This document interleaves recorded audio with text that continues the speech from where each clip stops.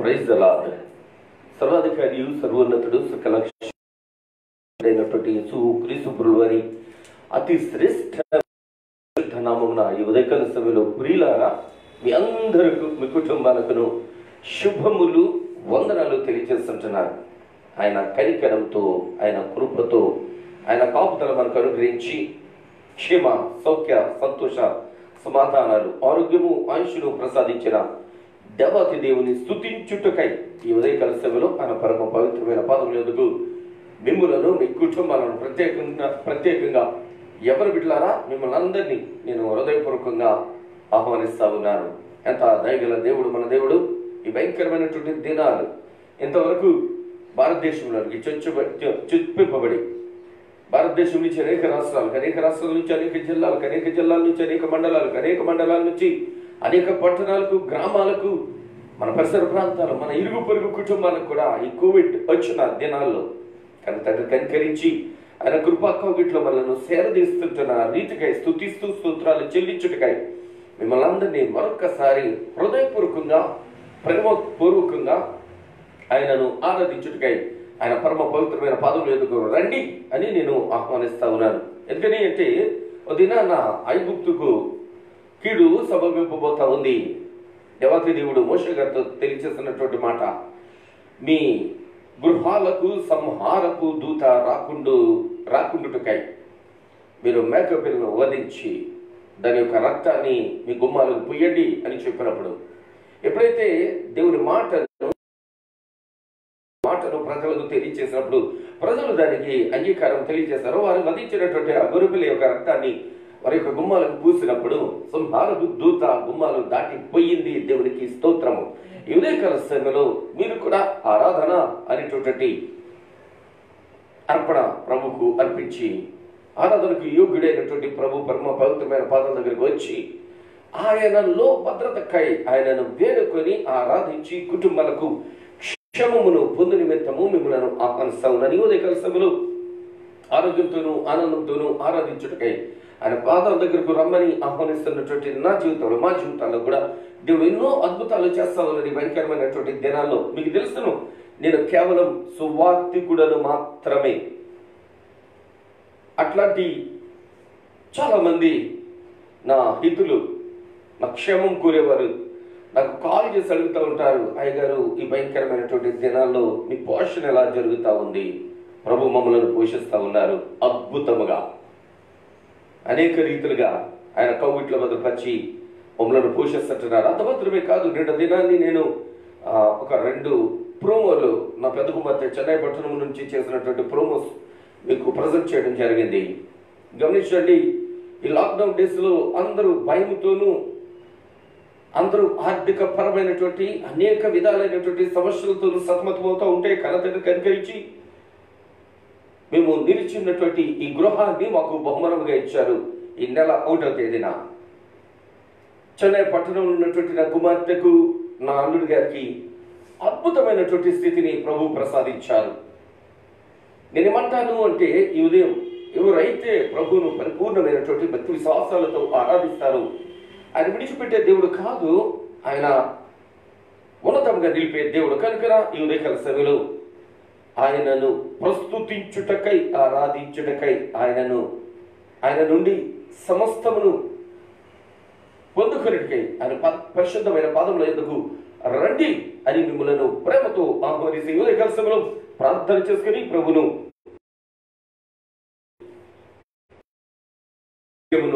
ధ్యానించుకుందాము. ప్రారంభపు ప్రార్థన. స్తుతి స్తుతి స్తుతి స్తుతి స్తోత్రాలు నాయన తండ్రి. గొప్ప దేవ, కనికరుడు, సంపూర్ణుడా మీకు వేలాది వందనాలు తండ్రి. భయంకరుడా మీకు వేలాది వందనాలు తండ్రి. ప్రభా తండ్రి, మేఘారుడై వస్తున్న దేవా మీకు వేలాది వందనాలు తండ్రి. ప్రభా మనం కొని పోవుటకు తండ్రి, వేగరమే వచ్చుటకు మీరు వచ్చుటకు చేస్తున్న విధానం బట్టి మీకు వేలాది వందనాలు, స్తుతులు, స్తోత్రాలు తండ్రి. ప్రభా మరి ముఖ్యంగా తండ్రి ఈ COVID-19లో తండ్రి ప్రభా మాకు చేస్తున్న అనేకులకు చేస్తున్న సహాయం బట్టి మీకు వేలాది వందనాలు తండ్రి ప్రభా. మేము సాక్షులుగా నిలబడుతున్నాం తండ్రి, మీకు వేలాది వందనాలు తండ్రి. అందరూ చూస్తున్నారు నాయన, మీకు వేలాది వందనాలు తండ్రి ప్రభా. తండ్రి అనేకులు అయితే ఆర్థిక ఇబ్బందులు తండ్రి ప్రభా, శారీరక ఇబ్బందులతో రుగ్మతలతో తండ్రి బాధపడుతున్నారు తండ్రి. మమ్మల్ని సజీవులుగా లెక్కలో ఉంచినందుకు మీకు వేలాది వందనాలు తండ్రి ప్రభా. మరి ముఖ్యంగా మీ దేని కుమారుని ఎత్తి పట్టుకుని నిలబెట్టి తండ్రి వాడుకోమని ప్రతిమాడుకుంటూ ఈ చిన్న ప్రార్థన అంగీకరించి ప్రతిఫలం దయచేయమని ఏ నామంలో అడుగుతున్నాం తండ్రి. ఉదయకాల సమయపు ఆరాధన కొరకు ఆంధ్ర క్రైస్తవ కీర్తనల పుస్తకం నుండి 188వ కీర్తన, పులిపాక జగన్నాథం గారు రచించినటువంటి కీర్తన. హృదయమని తలుపునొద్ద యేసయ్య ఉన్నారు, ఆయన నిలిచి ఉన్నారు, ఆయన తడుతున్నారు. మీరు గనక ఆయన మాట విని తలుపు తెరిస్తే ఆయన మీతో పాటు, మీరు ఆయనతో పాటు ఆరాధించగలిగితే, ఆనందించగలిగితే మీ కుటుంబాలకు క్షేమము అని తెలుపుటికై రచించినటువంటి అద్భుతమైనటువంటి సంకీర్తన 188వ సంకీర్తన. హృదయమనుడు తలుపునొద్ద యేసునాథుండు నిలిచి తట్టుచుండు సకల విధములను అనేటటువంటి పాటను పాడుకొని ప్రభును ప్రస్తుతించుకొని ఈ ఉదయకాల సమయంలో ఆరాధన చేసుకుందాం.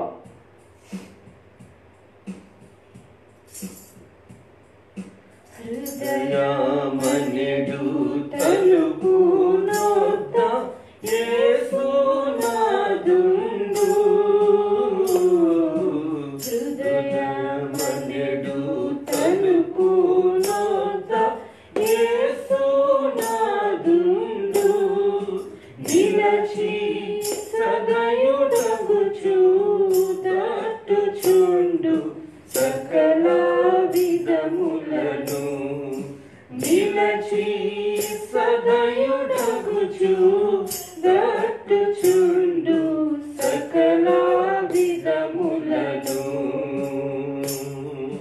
పరుని బోలి నిలచున్నాడు, పరికించి చూడా, పరుని బోలి నిలచున్నాడు, పరికించి చూడా, నతడు పరుడు గాడు రక్షకుండు ప్రాణ స్నేహితుడు, నతడు పరుడు గాడు రక్షకుండు ప్రాణ స్నేహితుడు. హృదయమనుడు తలుపునొద్ద యేసునాథుండు, నిలచి సదయుడగుచు తట్టుచుండు సకల విధములను, నిలచి సదయుడగుచు తట్టుచుండు సకల విధములను. ఎంతసేపు నిలువబెట్టి ఏపింతురతని, ఎంతసేపు నిలువబెట్టి ఏపింతురతని, నాతోడెంతో దయచే పిలుచుచున్నాడిప్పుడు మిమ్ములను, నాతోడెంతో దయచే పిలుచుచున్నాడిప్పుడు మిమ్ములను. హృదయమనుడు తలుపునొద్ద యేసునాథుండు, నిలచి సదయుడగుచు తట్టుచుండు సకల విధములను, నిలచి సదయుడగుచు తట్టుచుండు సకల విధములను. సాటిలేని దయగలవాడు, సర్వేశ్వరుడు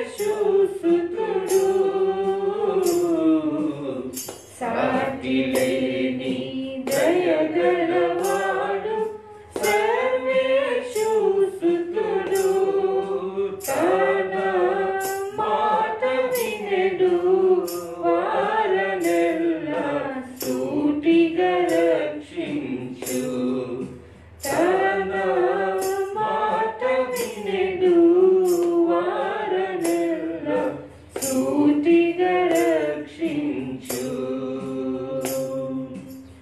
హృదయమనెడు తలుపు నొద్ద యేసునాథుండు నిలచి సదయుడగుచు తట్టుచుండు సకల విధములను నిలచి సదయుడగుచు తట్టుచుండు సకల విధములను బ్రతుకు శాశ్వతంబు కాదు పరికించి చూడా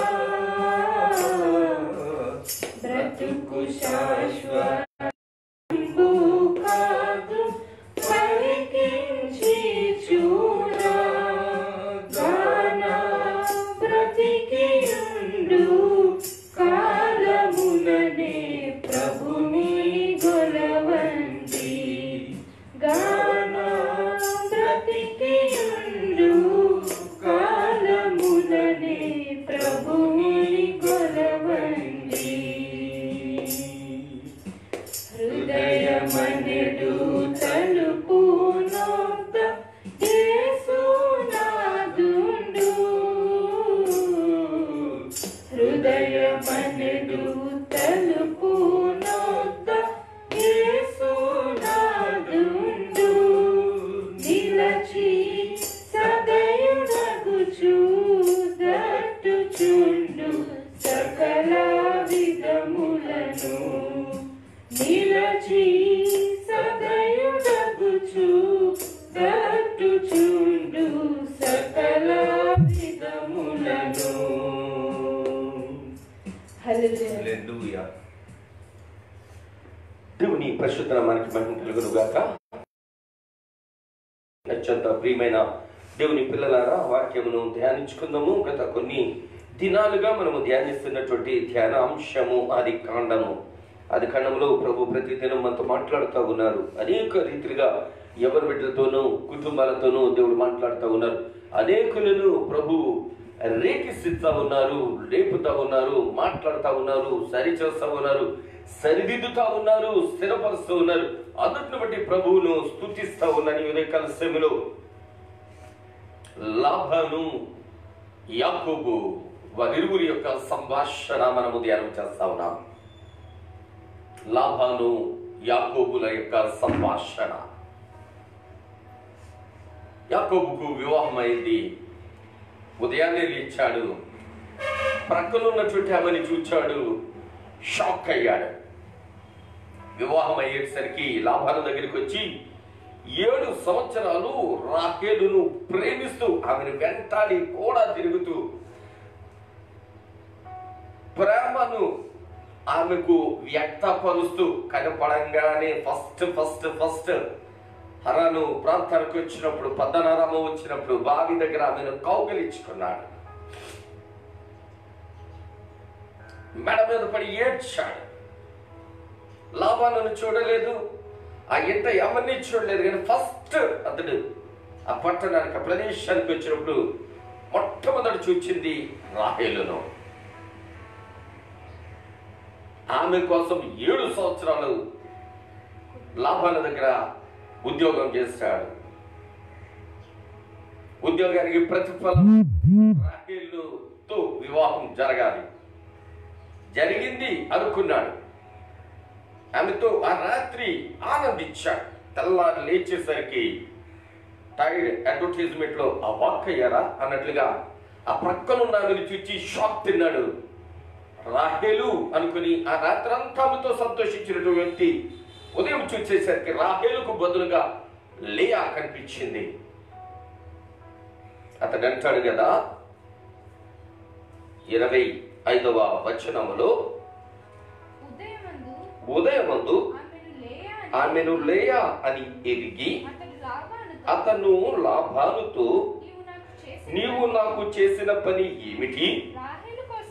రాహేలు కోసమే కదా నీకు కొలువు చేసి తిని, ఎందుకు నన్ను మోసపుచ్చితివి అంటా ఉన్నాడు.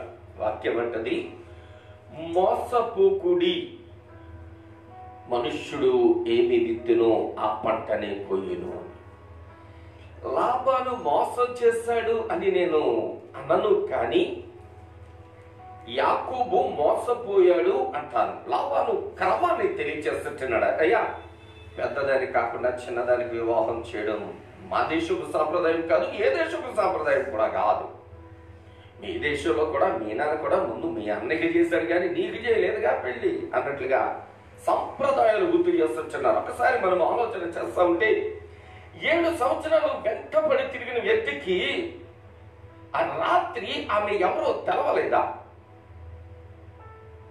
కళ్ళు మూసుకుపోయి తండ్రికి కళ్ళు కనపడట్లేదు అన్న స్థితిలో యాకోబు తండ్రిని మోసం చేస్తే, యాకోబు కళ్ళు మూసుకుపోయి ఎవరు వచ్చారో తెలవని పరిస్థితిలో తన జీవితం నడుస్తా ఉంది. తెల్లారింది, కళ్ళు తెరుచుకున్నాయి, చూసేసరికి లేయా కనబడ్డది. 7 సంవత్సరాలు వెంటాడి ప్రేమించినటువంటి యాకోబుకు ఆమె సైజు తెల్లలేదా? ఆమె స్మెల్, ఆమె సౌండ్ తెలవలేదా? గమనించండి, అతడు మోసపోయాడు అని నేను అన్ను. తన్ను తాను బలహీనుడుగా చేసుకున్నాడు, మూర్ఖత్వంలోనికి వెళ్ళిపోయాడు, గుడ్డితనంలోనికి అతడే వెళ్ళిపోయాడు. అతడే ఉదయం లేచి ఆ నింద ఎవరి మీద మోపుదాం అన్నట్లుగా లాభాలతో మాట్లాడుతున్నాడు. అసలు ఆ రాత్రే ఆమె ఎవరో తెలుసుకోగలిగితే, నేను అంటాను ప్రియ ఎవరి బిడ్డలారా, వివాహం అయిపోయిన తర్వాత తలబాదుకోవడం కాదు. ఇలాంటి దాని వంటి నేను నిన్ను చేసుకోబోదును, ఇలాంటి దాన్ని నేను ఎవరైనా బోధ చేసుకుని తిరుగుతారా? ఎలాంటి తోడు అనుకోలేదు అంటారు. ప్రేమించి పెళ్లి చేసుకుని పెద్దలను ఎదిరించి పారిపోయిన తర్వాత ఇలా చేస్తాడనుకోలేదు అంటుంటారు. ఎస్, యాకోబు కూడా తెల్లారి లేచిన తర్వాత ఇలా చేస్తావనుకోలేదు మావా అంటా ఉన్నాడు. చెయ్యడం అతని తప్పు కాదు, ఇతడు కళ్ళు మూసుకుపోయినటువంటి పరిస్థితి. అట్టి స్థితిలో అట్టిగా కళ్ళు మూసుకుపోయినటువంటి యాకోబుతో లాభాను మాట్లాడుతూ ఉన్నాడు. అయ్యా, సంప్రదాయ ప్రకారమే నేను నడిచానే, సంప్రదాయాన్ని ధిక్కరించి అయితే నేనేమి చెయ్యాల? ఇది క్రమము, ఇది మర్యాద, ఇది సక్రమముగా జరిగినటువంటి వివాహం అంటుంటే యాకోబు అంటాడు కదా, 27వ వచనం దగ్గర నుంచి మనం చూడగలిగితే, ఈమె యొక్క వారము సంపూర్ణము చేయము, నీవిక 7 సంవత్సరములు నాకు కొలువు చేసిన అందుకై ఆమెను కూడా నీకు ఇచ్చదమని చెప్పగా, యాకోబు అలా చేసి ఆమె వారము సంపూర్తి అయిన తరువాత అతడు తన కుమార్తె అయిన రాహేలును అతనికి భార్యగా ఇచ్చాను. దొరికిన దానితో సంతృప్తి పడాలా, ఆశించింది కావాలని, ఆమె కొరకు 14 సంవత్సరాలు అతడు లాభాలు ఎట్ట కొలువు చేయడానికి ఆడదాని కొరకు 14 సంవత్సరాలు, తను ఆశించిన ఆమె కొరకు 14 సంవత్సరాలు, తన కోరుకున్న ఆమె కొరకు 14 సంవత్సరాలు, తన యొక్క నేత్రాశకు 14 సంవత్సరాలు అక్కడ బానిసత్వము లేక ఉద్యోగము చేయడానికి అతడు తన్ను తాను అప్పగించుకుంటా ఉన్నాడు. దౌర్భాగ్యమైనటువంటి జీవితం అంటాను నేను. ఇది ఎందుకనో తెలుసునా? యాకోబు చరిత్రను మనము ఆలోచించగలిగితే, యాకోబు తండ్రి అయినటువంటి ఇస్సాకు గారికి అత్యంత ధనవంతుడు అని వాక్యము తెలియచేస్తా ఉంది. ఒకసారి నేను ఆ మాటను మీకు చూపించాలి. 26వ అధ్యాయంలో 12వ వచనం నుంచి మనం చూడగలిగితే, ఇస్సాకు ఆ దేశమందు ఆ సంవత్సరం 100 ఫలము పొందెను. యెహోవా అతన్ని ఆశీర్వదించెను గనుక ఆ మనుష్యుడు గొప్పవాడైన అతడు మిక్కిలి గొప్పవాడు అగు వరకు. దేవుని దృష్టిలో మిక్కిలి గొప్పవాడు, మనుషుల దృష్టిలో కాదు. మనుషుడు ఎవడైనా శుభ్రమైన బట్టలు వేసుకుంటే బా ఈడికేందిరా, ఒక బండి వేసుకుని తిరుగుతుంటే అబ్బా ఈడికేందిరా, ఒక కారు వేసుకుని తిరుగుతుంటే వీడికేందిరా, ఓ మంచి ఇల్లు కట్టుకుంటే వీడికేందిరా, మనుషుల లెక్క చిన్న చిన్న వాటిని చూచి మరి దేవుడే ఇస్తున్న సాక్ష్యము అతడు మిక్కిలి గొప్పవాడు అని దేవుడు సాక్ష్యం ఇస్తా ఉన్నారు. దేవుడే మిక్కిలి గొప్పవాడు అన్నారు అంటే ఎంత ఆస్తి కలిగినటువంటి వ్యక్తి. అట్లాంటి అతడు తన కుటుంబము లేక తనతో పాటు ఉన్నటువంటి వ్యక్తుల దాహమును తీర్చుటకు బావులు తవ్వించాడు ఆయన. అంటే ఎంత స్థితిపరుడు, ఎంత జనాంగం అతనితో ఉంది. అలాంటి కుటుంబంలో పుట్టినటువంటి ఈ యాకోబు అనేటటువంటి మోసగాడు లాభాలు ఇంటికొచ్చి ఏం ఉద్యోగం చేస్తున్నాడు, మావా నీ కూతురు నాకు ఇస్తేనే గొర్రెలు కాస్తా. కుటుంబాలను విడిచి భ్రష్టమైనటువంటి ఆశలతో లోకము వైపు చూస్తున్నటువంటి యవ్వన సమాజమా, దేవుడు మనతో మాట్లాడుతున్నటువంటి మీతో మాట్లాడుతున్నటువంటి మాట, నేత్రాశకు దూరంగా ఉండండి. నీవు ఆమె కొరకు లేక నీవు ఆడి కొరకు అతడి కొరకు నీ కుటుంబాన్ని విడిచి, నీ స్టేటస్ ని విడిచి, నీ కుటుంబపు స్థితిగతులను విడిచి ఎడితే మిగిలేది ఏందో తెలుసునా? ఎట్లాంటి బ్రతికే, ఎలాంటి జీవితమే. యవ్వన సమాజమా, ఈ భయంకరమైనటువంటి దినాలలో దేవుని పరమ పవిత్రమైన పాదముల దగ్గర ఉన్నటువంటి నీవు, వాక్యం వింటున్నటువంటి నీవు వాక్యానుసారంగా జీవించాలి అని ప్రభు పేరిట నేను మీకు హెచ్చరిస్తా ఉన్నాను. వినడం కాదు, మనము ఆచరించడం నేర్చుకోవాలి. చాలా మంది చాలా అద్భుతమైన సందేశము చెప్పారండి అని నాకు చెప్తా ఉంటారు. చాలా మంది ఈ వాక్యాన్ని ఫాలో అవుతా ఉన్నారు. వారందరిని బట్టి సమయంలో మీరంతా వాక్యమును వింటున్నందుకు, వాక్యమును ధ్యానిస్తున్నందుకు ప్రభువుకే మహిమ కలుగును గాక, మీ కుటుంబాలకు క్షేమమవును గాక. జరగాలి అంటే వినడం కాదు, ఆచరించాలి. ఈ ఉదయకాల సమయంలో యాకోబు తనేంటో తన స్థితి ఏంటో మరిచినటువంటి వ్యక్తిగా కనబడతా ఉన్నారు. ఓ దినాన యాకోబు తల్లి గారికి వివాహం కాలేదు. ఆ దినాన యాకోబు తల్లి గారి వివాహం కొరకున అబ్రహాం గారి ఇంటి దగ్గర నుంచి ఒక ప్రధాన దాసుడు ఎలియాజర్ అనేటటువంటి దాసుడు ఆ ప్రదేశానికి వచ్చినప్పుడు ఆమె మంచిళ్ళు ఇచ్చింది. మంచిళ్ళు ఇస్తే 10.5 తులాల విలువైనటువంటి బంగారం ఆన్ ద స్పాట్. ఆ ప్రదేశంలో మంచినీళ్ళు ఇచ్చిన ప్రదేశంలో 10.5 తులాల బంగారము ఆ దాసుడు ఇచ్చాడు. తర్వాత వారి ఇంటికి వెళ్ళి అబ్బో అత్యద్భుతమైనటువంటి బహుమానాలు ఆ కుటుంబాలకు ఇచ్చినట్లుగా దీని వాక్యం తెలియచేస్తా ఉంది. ఈ ఉదయకాల సమయంలో అట్టి ధనవంతుడు ఒక ఆమె కొరకు తన కుటుంబపు స్టేటస్, తన కుటుంబపు పరిస్థితి విడిచిపెట్టి బ్రతకాల్సింది, రేపు పొద్దున కాపురం చేయాల్సింది ఈమెతో కానీ అంటుంటారు చాలా మంది. రైట్, రేపు పొద్దున నీకు కూడా ఇదే సిచ్యువేషన్ ఎదురైతే, ఈ సిచ్యువేషన్ నీకు వస్తేనే కానీ అది అర్థం కాదు. నేనంటా నీ ఉదయకాల సమయంలో నీ కుటుంబాన్ని నిర్లక్ష్యం చేయదు, నీ తల్లిదండ్రుల మాట నిర్లక్ష్యం చేయదు, అలక్ష్యం చేయదు. వారు నీ క్షేమము కోరేవారు కనుక వారి మాటకు విలువివ్వండి. వాక్యము మనకు తేటగా తెలియచేస్తున్న మాట. యాకోబు మోసపోలేదు.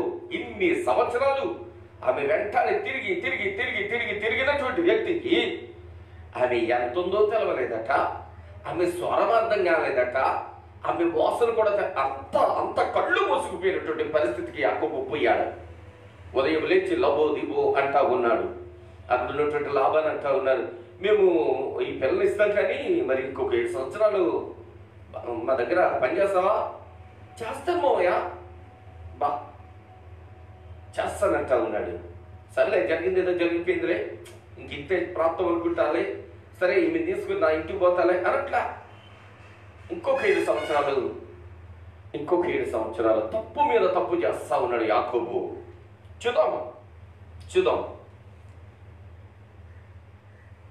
28వ వచనంలో యాకోబు అలా చేసి ఆమె ఓరము సంపూర్తి అయిన తరువాత అతడు తన కుమార్తె అయిన రాహేలును అతనికి భార్యకి ఇచ్చెను. మరియు లాబాను తన దాసియగు బిల్హాను తన కుమార్తె అయిన రాహేలుకు దాసిగా ఇచ్చెను. యాకోబు రాహేలును కూడెను, మరియు అతడు లేయా కంటే రాహేలును బహుగా ప్రేమించి అతనికి మరి 7 ఏళ్ళు కొలువు చేసెను. లేయా ద్వేషింపబడుట యెహోవా చూచి ఆమె గర్భము తెరిచెను. రాహేలు గొడ్రాలయ్యుండెను. పనిష్మెంట్, యాకోబు చేసిన తప్పుకు పనిష్మెంట్ రాహేలు అనుభవిస్తా ఉంది. రాహేలు కూడా అక్కడ అసలు తను కూడా పొరపాటు చేసింది. ఏంటో తెలిసిన, మన ఇద్దరు ప్రేమించుకున్నాం కానీ దేవుని చిత్తం కాదేమో, అందుకనే మా నాన్న మా అక్కను నీకు వివాహం చేశాడు. సర్లే, ఏదో జరిగిపోయింది బావా, ఆమెతో నీవు జీవించు అని అనడానికి బదులుగా అతన్ని మర్చిపోలేక అతనికి 2వ భార్యగా వెళ్ళడానికి ఆమె సిద్ధపడిపోయింది. జాగ్రత్త, చాలా మంది ఇట్లాంటి పనికి మాలినటువంటి డెసిషన్స్ తీసుకుంటా ఉన్నారు. నీకు సంతోషం లేదేమో, నా వల్ల సంతోషం దిగాలి, నా వల్ల ఆనందం దిగాలి అన్నట్లుగా తమను తాము చంపుకోవడానికి ఇలాంటి భ్రష్టమైనటువంటి ఆలోచనలు చేస్తా ఉన్నారు. మాట్లాడుతున్నాడు, నీవు ఏటప్పుడు అది నీ రావాలి, దేవునికి నీ డెసిషన్స్ అది ప్రతి ఎట్లా ఉండాలి ఉంటే కనుక దేవునికి మహిమ తెచ్చేదిగా ఉండాలి, నీకు ఆశీర్వదించేదిగా ఉండాలి. ఈరోజు నీ ఆలోచనలు ఎటుంటున్నాయి ఆలోచన చెయ్యండి. యాకోబుకు 2nd వైఫ్ గా వెళ్ళడానికి ఆమె డెసిషన్ తీసుకుంది. యాకోబు ఏం చేస్తుంటున్నాడు, లేయాను ఆమెను ద్వేషిస్తా ఉన్నాడు, ఆమెను ప్రేమగా చూడలేదు, రాహేలుతో ఆనందిస్తా ఉన్నాడు. కానీ ఆ పరిస్థితిని దేవుడు చూచి రాహేలును గొడ్రాలుగా చేశారు, లేయాను గర్భవతిగా చేశాడు దేవుడు. ఆలోచించండి, నీవు ఒకటి తలస్తే దేవుడు మరొకటి తలస్తాడు. నీవు అనుకున్నట్లుగానే నీ లైఫ్ సాగుద్ది అని అనుకోమాకండి. దేవుని యొక్క ప్రణాళికలు వేరు. ఇస్సాకు గారి జీవితం చూసాము, అబ్రహాం గారి జీవితం చూసాము. అద్భుతమైనటువంటి ఆనందాన్ని వారు స్వంతం చేసుకున్నారు. వారి యొక్క భార్య ద్వారా వారికి కలిగిన వైవాహిక జీవితంలో చాలా ఆనందకరంగా సాగింది. కానీ యాకోబు జీవితం దగ్గరికి వచ్చేసరికి బైబిల్లో ప్రేమ వివాహం మనకి ఇదే కనబడతా ఉంటుంది, ఫెయిల్యూర్ మ్యారేజ్ ఇదే కనబడతా ఉంటుంది. ప్రేమించి పెళ్లి చేసుకుని ఫెయిల్ అయినటువంటి మ్యారేజ్ ఇది మన ముందట కనబడతా ఉంటుంది. ఎగ్జాంపుల్ గా గమనించండి, వారు చేసినటువంటి పొరపాటుకు వచ్చినటువంటి పనిష్మెంట్. 7 సంవత్సరాలు అతడు కొలువు చేస్తానన్నప్పుడు యెహోవా చూచి లేయా ద్వేషింపబడితే యెహోవా చూచి ఆమె గర్భము తెరిచెను. రాహేలు గొడ్రాలయ్యుండెను. లేయా గర్భవతి కుమారుని కని యెహోవా నా శ్రమను చూచి ఉన్నాడు గనుక నా పేరు పెట్టి నన్ను ప్రేమించును కదా అనుకొని అతనికి రూబేను అని పేరు పెట్టింది. ఆమె మరలా గర్భవతి కుమారుని కని నేను ద్వేషింపబడితినన్న సంగతి యెహోవా విన్నాడు గనుక ఇతని కూడా నాకు దయచేయననుకొని అతనికి షిమ్యోను అని పేరు పెట్టింది. ఆమె మరలా గర్భవతి కుమారుని కని తొదకు ఈసారి నా పెనిమిటి నాతో హత్తుకొని ఉండును, అతనికి 3 కుమారులను కట్టిననుకొనెను, అందుచేత అతనికి లేవి అను పేరు పెట్టెను. ఆమె మరలా గర్భవతి కుమారుని కని ఈసారి యెహోవాను స్తుతించెదను అనుకొని యూదా అను పేరు పెట్టెను. అప్పుడు ఆమెకు కానుపు ఉడిగెను. హల్లెలూయా.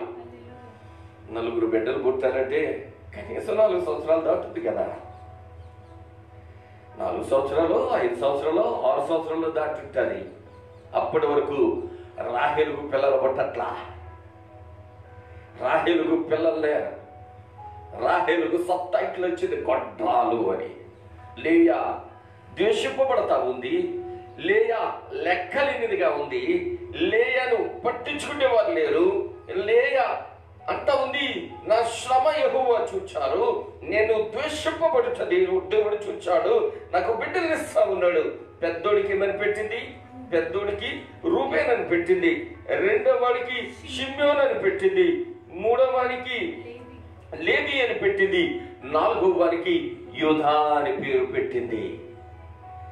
దేవుని స్తుతించడానికి ఇష్టపడది. అయ్యా, నా భర్త నన్ను లెక్క చేయకపోయినా నీవు నన్ను లెక్క చేస్తుంటున్నావు, నీకు స్తోత్రం.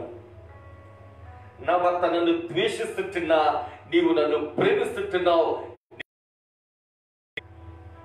నా ఇంట నాకు సమాధానం లేకున్నాను, సమాధానకర్త అయిన దేవా, నాకు నీవు సమాధానమును అగుపరుస్తుంటున్నావు, నీకు స్తోత్రం అని దేవునిని స్తుతించుటకై ఆమె యూదా అనే పేరు పెడతా ఉంది. రూబేను, షిమ్యోను, లేవి, యూదా నలుగురు బిడ్డలను దేవుడు ఆమెకు బహుమానముగా ఆమె ఒడిలోనికి దేవుడు ప్రసాదించారు. ప్రభువుకే మహిమ కలుగును గాక. ఇష్టపడిన వివాహము కాదు, తండ్రి చిత్తమును చేసింది ఇక్కడ లేవి. ఈ యొక్క లేయా తండ్రి చిత్తాన్ని నెరవేర్చడానికి ఇష్టపడ్డది. ఈరోజు నీ తండ్రి చిత్తాన్ని నువ్వు నెరవేరిస్తే దేవుడు నిన్ను ఆశీర్వాదకరంగా, ఆనందదాయకంగా, సంతోషదాయకంగా, ఆరాధనకు యోగ్యుడైనటువంటి ప్రభువును ప్రస్తుతించేదానిగా దేవుడు నిన్ను దీవించబోతుంటున్నారు. నీ తండ్రి చిత్తాన్ని నెరవేరుస్తావా? నీ తల్లి ముదిమి ఏదో ఆమెను లక్ష్య పెడతావా? తండ్రిని మోసం చేసి వచ్చినటువంటి యాకోబు ఏమి సంపాదించాడయ్యా అంటే కనుక 14 సంవత్సరాలు అతడు బానిసగా బతుకు చేస్తుంటున్నాడు. తన ఆస్తికి వారసుడిగా జీవించాల్సినటువంటి వ్యక్తి, ఆ ఇంట జ్యేష్ఠుడిగా బ్రతకాల్సినటువంటి వ్యక్తి. ఎందుకని అంటే కనుక ఒక దినాన్ని అన్నగారి దగ్గర జస్రత్వాన్ని కొట్టేసినటువంటి వ్యక్తి, తండ్రి దగ్గర ఆశీర్వాదాలు పొందేసినటువంటి వ్యక్తి, ఆ కుటుంబంలో ఆస్తికి 75% షేర్ కలిగినటువంటి వ్యక్తి. కేవలం అన్నగారికి 25% మాత్రమే వెళ్తాది షేర్. తన తండ్రి దగ్గర 100 రూపాయలు ఉంటే 75 రూపాయలు యాకోబుకు, 25 రూపాయలు యాషావుకు వెళ్తాయి. అంత స్థితి కలిగిన, మిక్కిలి ఆస్తి కలిగినటువంటి ఇస్సాకు కుమారుడైనటువంటి యాకోబు గొర్రెలు కాస్తా ఉన్నారు. దేవుని పిల్లలు, ఈ ఉదయకాల సమయంలో ఆలోచన చేయండి. దేవుని వాక్యం దగ్గర మిమ్మల్ని మీరు సరి చేసుకునండి. ఈరోజు నీవు దేనికి బానిస అయిపోతుంటున్నావు? దేని వైపు నడుస్తుంటున్నావు? నీ స్థితి ఎట్లా? కొంతమంది సిగరెట్లకు బానిస అయిపోతుంటున్నారు, కొంతమంది రకరకాల వ్యసనాలకు బానిస అయిపోతుంటున్నారు. ఈ భయంకరమైనటువంటి దినాల్లో కూడా దేవుని దగ్గరకు రావడానికి బదులు మనిషికి మనిషి దూరంగా బ్రతకాలి అంటూ ఉంటే కనీసం నువ్వు మనిషికి దూరం మెయింటైన్ చేస్తుంటున్నావు, అంతకన్నా దూరంగా దేవుని పెడుతుంటున్నావు. నైనా ఈ పరిస్థితుల్లో, ఈ స్థితిగతుల్లో నేను కలువరినాథుడా నీ దగ్గర కన్నా వస్తాను అని దేవుని దగ్గరకు నడవట్లేదు ప్రజలు. ఇంకా భ్రష్టమైన మనస్సు, ఇంకా భ్రష్టమైన బ్రతుకు, ఇంకా భ్రష్టమైనటువంటి ఆలోచనతో జీవిస్తుంటున్నారు. ఇంకా వ్యసనాల కొరకే బ్రతుకుతుంటున్నారు. కానీ ఇప్పుడు రేపో ఎప్పుడు మన గుమ్మం ముందట కోవిడ్ అనేటటువంటి వైరస్ పొంచి ఎప్పుడు దొరుకుతావా అని నిన్ను పట్టుకోవడానికి చూస్తా ఉంటే భయము లేదు, దిగులు లేదు, విచ్చలవిడిగా బ్రతుకుతా ఉన్నారు. జాగ్రత్త. దేవుడు నీకు అనుగ్రహించిన ఆస్తి ఏంటో తెలుసా? నీ ఆరోగ్యం. హాస్పిటల్స్ గోడల మీద ఉంటుంది ఆరోగ్యమే మహాభాగ్యం అని. దానిని కూడా నిర్లక్ష్యంగా నీవు విడిచిపెడుతుంటున్నావంటే జాగ్రత్త. యాకోబులకు బ్రతుకుతుంటున్నావేమో, దేవుడు నీకు అనుగ్రహించిన వాటిని నువ్వు నిర్లక్ష్యంగా ఉంటున్నావేమో. జాగ్రత్త. యాకోబు 14 సంవత్సరాలు బానిసగా ఉండడానికి తను తాను అప్పగించుకుంటా ఉన్నాడు. నువ్వు ఎంతకాలంగా నీవు వ్యసనాలకు బానిసగా ఉన్నావో నీ జీవితం నాశనం అయిపోబోతా ఉంది. సరి చేసుకోకుంటే ఎంతకాలంగా నువ్వు మరొకరి వ్యామోహంలో బ్రతుకుతున్నావో జాగ్రత్త. నిన్ను నువ్వు సరిదిద్దుకోకుంటే కనుక నీ జీవితం నాశనం కాబోతా ఉంది. ఈ ఉదయం వాక్యమై ఉన్న దేవుడు మనతో తేటగా సూటిగా మాట్లాడుతున్నటువంటి మాట, నీ వ్యసనాలకు నువ్వు దూరమైతేనే నీ బ్రతుకు బాగుపడుద్ది. నువ్వు ఎవరినో మోసం చేస్తుంటున్నావు, ఎవరినో మోసం చేస్తుంటున్నాను అనుకుంటున్నావేమో, నా తల్లిదండ్రులకు తెలవదులే, నా తోబుట్టువులు చూడట్లేదు అనుకుంటున్నావు. దేవుడు గమనిస్తుంటున్నాడు సుమా, నీ వెళుతుంటున్న మార్గం ఆయనకు తెలుసును. నీ వెళుతుంటున్న మార్గం సక్రమైంది కాకుంటే కనుక శిక్షను నువ్వు మాత్రమే పొందుతావు, నీ కుటుంబం మాత్రమే పొందుతుంది. ఈ ఉదయకాల సమయంలో సరి చేసుకోమని, బుద్ధి తెచ్చుకోమని తెలియజేస్తా ఉన్నారు. మర్చుకుంటావా నీ జీవితం? సమర్పించుకుంటావా? ప్రభువు సమర్పించుకుని నీ వ్యసనాలకు దూరమై, తల్లిదండ్రుల మాటకు విధేయురాలవై నీ జీవితాన్ని నువ్వు ప్రభువు సమర్పించుకోగలిగితే, అర్పించగలిగితే, అంగీకరించగలిగితే వాక్యాన్ని, దేవుడు తప్పుగా నీ జీవితాన్ని ఉన్నతమైన పరిస్థితిలో ఉంచుతారు. అంటే కృప పరిశుద్ధాత్మ దేవుడు నీకు నీ కుటుంబానికి అనుగురించి రీతిలో ప్రార్థన చేస్తున్నాం. ప్రభుని సహాయంతో ఈ దినాలలో ఆయన కృపా కవిట్లో మనం భద్రపరచబడదాం. భయంకరమైనటువంటి సమస్య మన ముందట ఉంది. ఏ ఒక్కరు కూడా మరొకరిని హత్తుకోలేనటువంటి దినాలి. ఎవరైనా దగ్గరికి వచ్చి మాట్లాడుతూ ఉంటే భయపడే దినాలి. వాళ్ళేమో ప్రేమగా మన దగ్గరికి వస్తుంటున్నారు, కానీ వారిని చూస్తుంటే గుండెల్లో ఒకలాంటి ఆందోళన, వీళ్ళ వల్ల కానీ మనకు వైరస్ వచ్చిందా, అంత భయంకరమైనటువంటి స్థితి మనం కలిగి ఉన్నాం. ఈ రోజుల్లోనైనా నీ బ్రతుకు, నీ బుద్ధి, నీ చూపు, నీ నడక, నీ పడక, నీ ఉద్దేశాలు, నీ చేష్టలు, నీ క్రియలు మార్చుకోకుంటే జాగ్రత్త సుమా. ఈ ఉదయకాల సమయంలో తెల్లవారి లేసిన తర్వాత, సమస్య ముందటకు వచ్చిన తర్వాత, సమస్యకు నీవు నీవు నీవు దొరికిపోయిన తర్వాత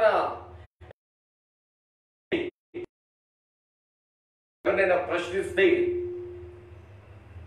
లాభాలు లాంటి జవాబును పొందుకుంటావు. నీ కళ్ళు మూసుకుపోయిన పరిస్థితిని బట్టి ఈ సమస్య నీ ముందటకు వచ్చింది అని మరొకరు అనేటి అవకాశం ఇవ్వమాక. దేవుని చిత్తానికి, దేవుని చేతులకి నేను సమర్పించుకొని ఆయన వాక్యానికి, ఆయన మాటకు నువ్వు పరిపూర్ణమైన విధేయతను చూపించి నీ కుటుంబానికి పేరు తెచ్చువానిగాను, దేవునికి మహిమ తెచ్చువానిగాను నువ్వు ఉండాలి అని నేను ఆశిస్తూ, ఆకాంక్షిస్తూ, ఆశీర్వదిస్తూ ప్రార్థిస్తుంటున్నాను. మీకు ప్రేమ కలిగిన మా తండ్రి, మీకు వందనాలు, స్తుతులు, స్తోత్రాలయ్యా. ఈ ఉదయం నాతో మొత్తం మీరు మాట్లాడినందుకు వందనాలు. ఈ ఉదయం మాకు బుద్ధి చెప్పినందుకు మీకు వందనాలు. ఈ ఉదయం మమ్మల్ని మీరు సరిచేసినందుకు వందనాలు.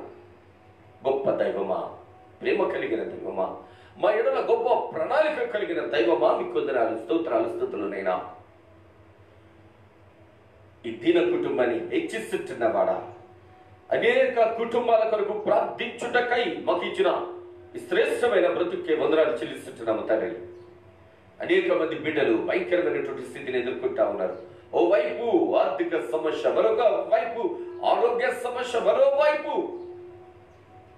మానసిక సమస్యలతో సతమతమవుతున్న ఈ సమాజములో మా కుటుంబాలను మీ కృపా కవిట్ల భద్రపరచండి ప్రభావ. వాక్యం వింటున్న బిడ్డలు వాక్యానుసారంగా జీవిస్తూ మీకు మహిమ తెచ్చువారుగా, మీ నామానికి ఘనత, కీర్తి తెచ్చువారుగా జీవింపచేయమని, దీవించమని వేడుకుంటా ఉన్నాం తండ్రి.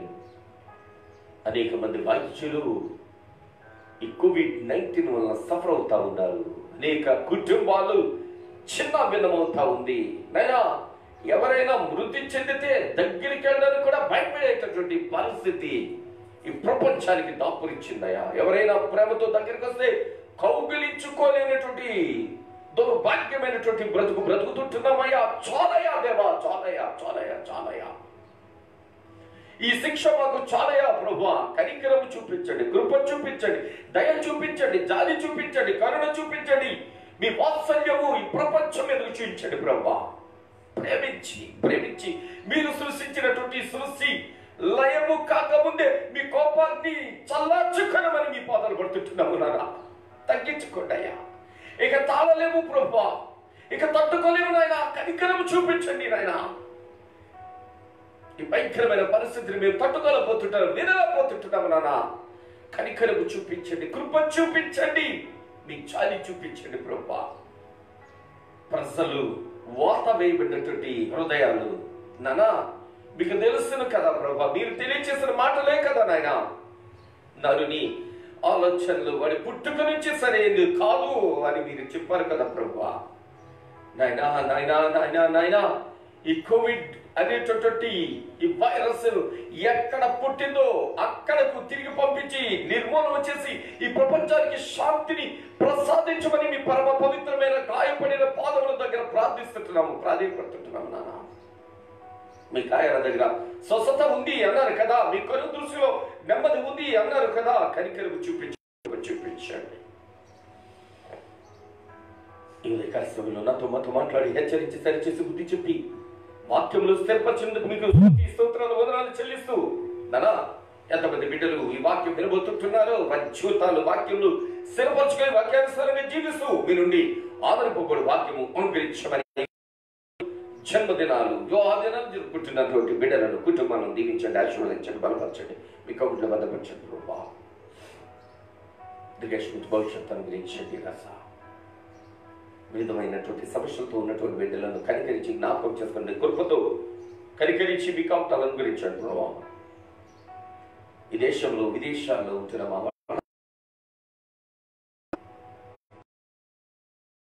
మా గ్రామమును, మా మండలమును, మా నియోజకవర్గమును, మా జిల్లాను, మా రాష్ట్రాన్ని, మా దేశమును, మీరు సృష్టించిన ఈ ప్రపంచమును కృపతో జ్ఞాపకం చేస్తామని పరిపాలకులను, అధికారులను జ్ఞానయుక్తంగా వారు పరిపాలించు మంచి జ్ఞానము వారికి ప్రసాదిస్తారని తిరిగి మేము గురువారం ఉదయం మీ పరమ పవిత్రమైన పాదముల యొద్దకు చేరి మీ వాక్యమును ధ్యానించి మీ మాటలు విని పర్యంతము కృప కనికరంతో క్షేమముతో మమ్మల్ని మీ కౌగిట్లో భద్రపరుస్తారని యేసు క్రీస్తు ప్రభువారి అతి శ్రేష్టమైన పరమ పవిత్రమైన పాదముల యొద్ద ప్రార్థిస్తున్నాము తండ్రి. ఆమేన్. సృష్టికర్తయు పరమ తండ్రి అయిన దేవుని ప్రేమమయుడు మన కొరకు ప్రాణ త్యాగం చేసినటువంటి యేసు క్రీస్తు సత్య సంపూర్ణుడు, వాక్యంతో ఉదక స్నానం చేయించినటువంటి పరిశుద్ధాత్మ దేవుని యొక్క నిత్యాన్యోన్య సహోదర సంరక్షణ వాక్యము వినిన బిడ్డలకు ప్రత్యేకంగా వాక్యానుసారంగా జీవించుటకై తీర్మానం చేసుకున్నటువంటి బిడ్డలకు సదా సంశయాలతో ఆరోగ్యంతో, ఆనందంతో, ఆశీర్వాదంతో ఆరాధించు భాగ్యము ఆరాధనకు యోగ్యుడైనటువంటి యేసు క్రీస్తు ప్రభువు వారు అనుగ్రహించును గాక. ఆమేన్, ఆమేన్, ఆమేన్. అందరికీ వందనాలు. తిరిగి గురువారం ఉదయం ఆయన పరమ పవిత్రమైన పాదముల యొద్దకు 6 గంటలకే దయచేసి మీరు రావాల్సిందిగా ఆహ్వానం తెలియజేస్తూ మీ కుటుంబాలకు క్షేమము ఆయనే